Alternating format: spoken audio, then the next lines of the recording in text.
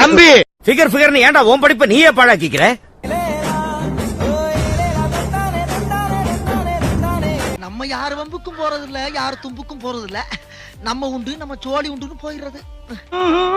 S.